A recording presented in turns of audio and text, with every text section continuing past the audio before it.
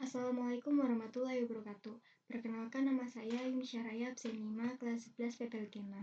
Di sini saya membuat video untuk menjelaskan PTS MP1, yaitu klasifikasi gambar menggunakan CNN. Di sini saya mengambil dataset dari Kaggle, yaitu Muffin versus Chihuahua. Jadi pertama di sini ada kode untuk menghubungkan Google Drive ke Google Colab. Kita pakai DriveMon biar semua file di Drive bisa diakses di Colab, kayak lagi buka folder di komputer. Terus import as itu biasanya buat ngatur file atau folder. Pas dijalanin tuh nanti kita disuruh login ke akun Google dulu biar bisa akses drive-nya. Lalu di sini ada kode buat ngecek isi folder di Google Drive yang namanya MP1 dataset Kaggle. Lalu di baris pertama nyimpen lokasi, itu buat nyimpen lokasi folder di Google Drive ke dalam variabel base-dir. Lalu baris kedua itu nyuruh Google Colab buat nunjukin isi folder itu pakai perintah Linux is. Lalu di sini kode ini dipakai buat path atau alamat, buat ngebuat path atau alamat folder untuk dataset yang ada di Google Drive. Intinya kita lagi nunjuk ketiga folder dataset yang isinya biasanya training buat melatih model, validation buat ngecek performa model saat training, terus testing buat nguji model setelah selesai dilatih. Jadi nanti kita bisa pakai path ini buat loading gambar-gambarnya. Lalu di sini ada kode pertama, baris pertama sampai 2 itu buat path folder, baris ketiga sampai 6 hitung jumlah gambar. Nah, kode ini bakal nampilin jumlah gambar dalam masing-masing kelas di dataset training. Ini penting biar kita tahu apakah dataset kita seimbang atau enggak. Lalu di sini ada kode buat nyiapin alat-alat buat deep learning pakai TensorFlow. Jadi baris ini tuh buat manggil TensorFlow. Jadi ADAM ini optimizer yang dipakai buat ngatur pembelajaran model biar makin bagus. Lalu di sini ada image data generator buat nambah variasi gambar atau augmentasi biar modelnya nggak gampang overfitting. Jadi ini penting buat melatih model image classification. Lalu di sini ada kode buat ngolah gambar biar modelnya lebih kuat dan nggak gampang overfitting. Jadi di sini ada result biar pixel gambar jadi antara 0 sampai 1, bukan 0 sampai 255. Terus augmentasi gambar cuma buat training dan validasi. Terus resolution range gambar itu muat gambar maksimal 20 derajat. Terus horizontal flip bikin gambar bisa balik ke kiri atau kanan. Terus vertical flip bisa balik atas ke bawah. Lalu di sini ada shear range, itu buat geser bentuk gambar dikit kayak efek miring. Terus ada width shear range dan height itu geser posisi gambar ke samping atau atas bawah. Terus ada zoom range, itu zoom in atau zoom out gambar dikit. Lalu ada brightness, itu hanya di training untuk mengubah kecerahan gambar antara 80% sampai 120%. Nah, jadi ini bantu buat model belajar dari gambar yang lebih bervariasi. Lalu di sini ada kode buat nyiapin data training dan validasi agar bisa dipakai model. Jadi ada flow from directory untuk mengambil gambar langsung dari folder dan mengolahnya jadi dataset buat model.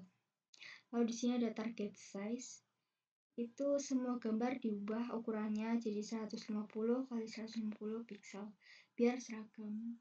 Sudah batch size, itu model bakal belajar 10 gambar sekaligus tiap langkah karena 10. Sudah kelas mode kategorikal, itu karena kelasnya lebih dari 2 atau multi kelas dipakai mode kategorikal. Jadi ini nyiapin gambar biar bisa langsung dilatih pakai model deep learning. Lalu di sini ada kode buat menghentikan training otomatis kalau akurasi udah 99%. Ini dia kelas make callback itu bikin callback khusus yang bakal ngecek akurasi tiap approach. Nah, terus ada ini, baris ini. Untuk fungsi ini tuh dijalankan setiap akhir approach. Kalau ini, kalau akurasi udah lebih dari 99%, training dihentikan karena self model stop training. Terus ini yang terakhir ada callbacks. Callbacks itu nyiapin callback biar bisa dipakai nanti pas training. Jadi kode ini tuh buat menghemat waktu dan mencegah overfitting kalau model udah terlalu bagus. Di sini ada kode bikin model deep learning buat klasifikasi gambar. Ini di sini ada beberapa bagian. Yang pertama ada bagian convolutional dan polling atau feature extraction. Jadi baris ini buat deteksi fitur dasar. Layer pertama itu pakai filter 16 kali 16 filter, 3x3 buat deteksi fitur dasar. Terus ada max polling, ngurangin ukuran gambar biar lebih simpel. Terus ada layer berikutnya ini model belajar fitur yang lebih kompleks secara bertahap. Lalu ada bagian fully connect atau klasifikasi. Yang pertama ada flatten. Ini mengubah hasil ekstraksi fitur bentuk jadi bentuk 1D. Terus ada dense. Dense itu layer hidden pertama dengan 200 neuron. Terus ada dropout. Itu tuh biar model nggak overfitting, 30% neuron dinonaktifkan secara random. Lalu yang ini layer hidden kedua dengan 500 neuron. Dan ini dropout 50% neuron dinonaktifkan buat regularisasi. Lalu berikutnya ada bagian output layer. Output layer atau prediksi kelas ini ada ini dense untuk output layer dengan 2 neuron karena ada 2 kelas Chihuahua dan Muffin. Pakai sigmoid buat hasil probabilitas. Jadi model ini dipakai buat membedakan gambar Chihuahua atau Muffin berdasarkan fitur yang dipelajari. Lalu di sini ada model summary. Nah, kode ini buat nampilin struktur model. Model summary bakal ngeprint semua layer, jumlah parameter atau bobot dan bias, dan ukuran output tiap layer. Ini penting buat ngecek apakah modelnya udah sesuai atau belum sebelum mulai training. Jadi ini kayak peta buat lihat bentuk model deep learning kita. Lalu lanjut, di sini ada kode buat nyiapin model biar siap dilatih. Jadi pertama di sini ada loss categorical cross entropy. Itu dipakai buat multi-class classification karena kelasnya lebih dari 2. Lalu ada optimizer, itu optimizer yang bantu model belajar lebih efisien. Lalu di sini ada matrix accuracy. Model bakal mengukur performanya berdasarkan akurasi. Jadi ini langkah sebelum mulai training biar model bisa belajar dengan baik. Lalu di sini kode selanjutnya ada kode buat mulai latihan model pakai dataset. Di sini ada train generator, data training yang udah diolah sebelumnya. Steps per approach itu model bakal belajar dari 20 batch setiap gambar setiap approach. Lalu ada approach 50, itu model dilatih maksimal 50 kali, tapi bisa berhenti lebih cepat Kalau akurasi udah 99% karena callback. Terus ada validation data atau sama dengan val generator. Ini pakai data validasi buat ngecek performa model. Lalu ada validation step 2, model ngecek validasi apakah 2 batch gambar tiap batch. Lalu ada verbose sama dengan 1, menampilkan proses training di layar. Lalu ada callback sama dengan callback, pakai callback yang bakal berhentiin training otomatis kalau akurasi udah 99%. Jadi di tahap utama buat ngajarin model biar bisa bedain Kihua dan Moving. Ini step-stepnya. Lalu ada kode buat ngeplot grafik akurasi dan loss selama training. Di sini ada ACC history, detek history.